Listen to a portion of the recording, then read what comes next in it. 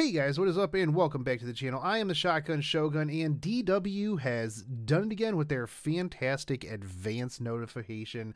We are getting the Strengthening Quest round 2 later today. If you are watching this on the 1st, it would be later today. If you're watching it later, it will have been regardless. They are giving us about 24 hours notice. It getting a little on my nerves to not have a little bit more time before they drop these things, but you do you, boo. So who are we going to be getting the rank ups for? This is Jilderay Saber, Jilderay Caster, Jingke, Alexander, Medusa, Louboo, and Mephistopheles. So let's hop right into these. For Jilderay Saber, we are getting Pertali's Rage B. This increases own buster performance for 5 turns, 20% at rank 1, 40% at rank 10. Fantastic. 5 turns, you would think, wow, I'm going to do so much damage. He only has 2 buster cards, and his Noble Phantasm is Arts. So not really sure what they were thinking there, but oh well. For Jilderay Caster, we are going to be getting Evil Eye of the Abyss C. This inflicts terror status to all enemies for 5 turns. This gives a chance to stun them every turn. The debuff dispels once the enemy is stunned. So you have 5 turns to potentially stun them. Once they're stunned, it is gone. 30% chance at rank 1, 40% chance at rank 10 with a 10 turn cooldown, which is pretty rough. 8 turns at rank 10. So yeah, not really sure what they were thinking on this one. It's interesting, but very unreliable. Anyways, let us move on to Jingke. We are looking at Audacious. Yeah, Audacious A. Increase own quick performance for 1 turn. Increase own critical damage for 1 turn. 20% quick.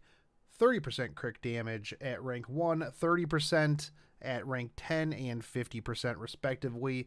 7 turn cooldown at rank 1, 5 at 10. So this, she's a quick based servant, so this actually does bring quite a bit to this servant to help her out. Now we're going to move on to Alexander, not Iskandar, Alexander, young Alexander. So what is Alexander going to be getting? We are going to be getting Signs of a King A. This increases the party's quick performance for 3 turns, 10% at rank 1, 20% at rank 10. So this definitely is nice if you are running him with a quick team.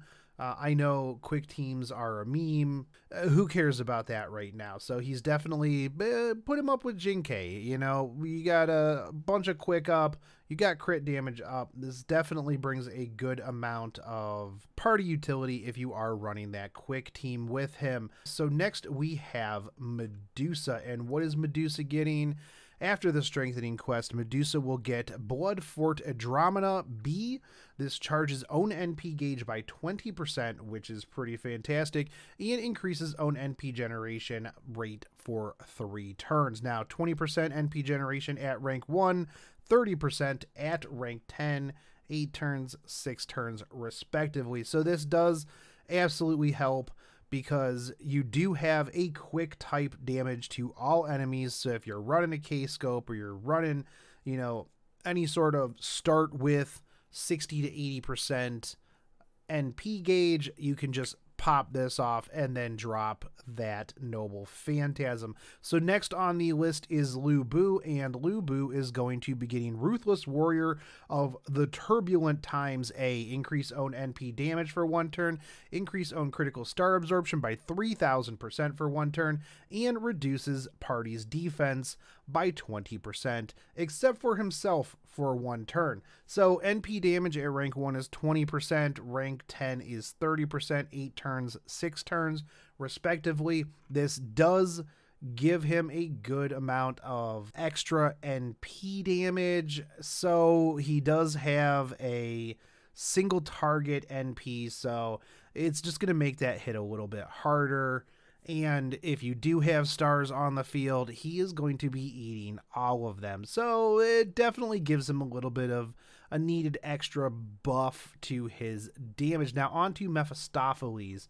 What is Mephistopheles getting? Mephistopheles is getting Clown's Laughter A+, inflicts buff block status to one enemy for 3 times, and inflicts curse for 5 turns to them. Now, this is one of the more interesting skills out of this, in that you have a targetable curse damage, which normally I've only seen on Noble Phantasms like Waver's Noble Phantasms, John's Noble Phantasms.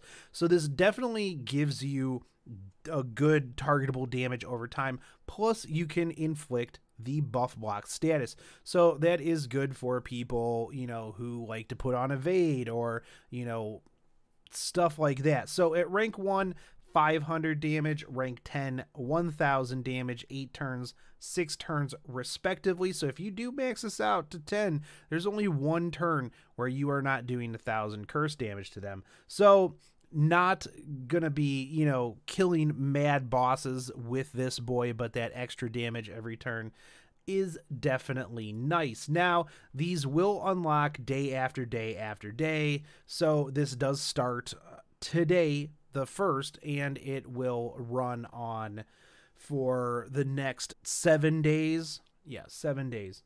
And then after that, it is very likely that we will be coming up to the end of the event. There are a few things that could potentially be coming after the event, but a lot of people are speculating that we will just go right into the Shuten Doji event. I think that we will have a half AP week in between. This event has been the Fate Zero collab event has been pretty chill. Unless you are hardcore farming for QP, it has not been the most stressful event. So we'll see what's next, but this is pretty nice. It came pretty much right as expected.